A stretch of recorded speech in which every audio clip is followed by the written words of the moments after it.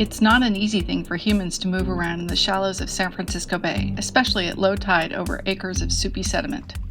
In fact, to get to the Giant Marsh project, you need a wetsuit, a boogie board, and some really strong quads. The Giant Marsh Living Shoreline is a natural infrastructure project. Instead of roads and bridges, it features oyster reefs and eelgrass meadows, all built by humans in 2019. In summer 2021, scientists went out to monitor their experimental shoreline. Over 4 days, the crew surveyed 99 test plots and collected 12 sample bags. Eelgrass grows in subtidal meadows. Scientists call it an ecosystem builder.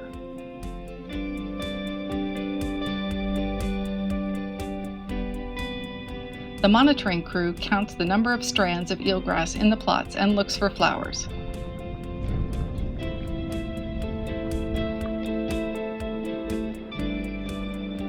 It can be hard to keep your bearings in the middle of the bay, so one person is responsible for recording all the data collected by the crew. Okay, you're good. Move on to the next one. No flowers in the quadrant?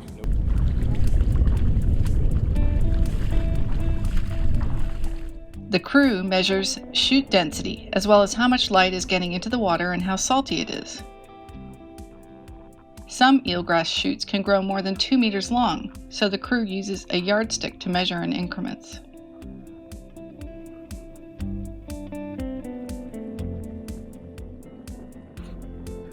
The oyster reef balls constructed for this San Francisco Bay experiment are made of local materials and topped with mesh bags filled with oyster shells.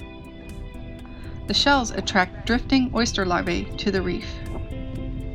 This new natural infrastructure will not only support bay life, but also slow down waves and buffer our shores from storm surge and flooding in the years ahead.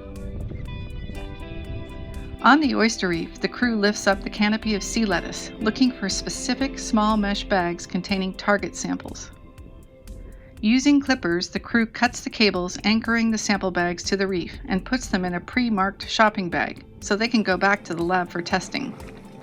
The crew returns the living samples to the reef within 24 hours. This summer, the crew found more eelgrass and more oysters, and lots more marine species than they did the last time they monitored this site. Good news for this new natural infrastructure.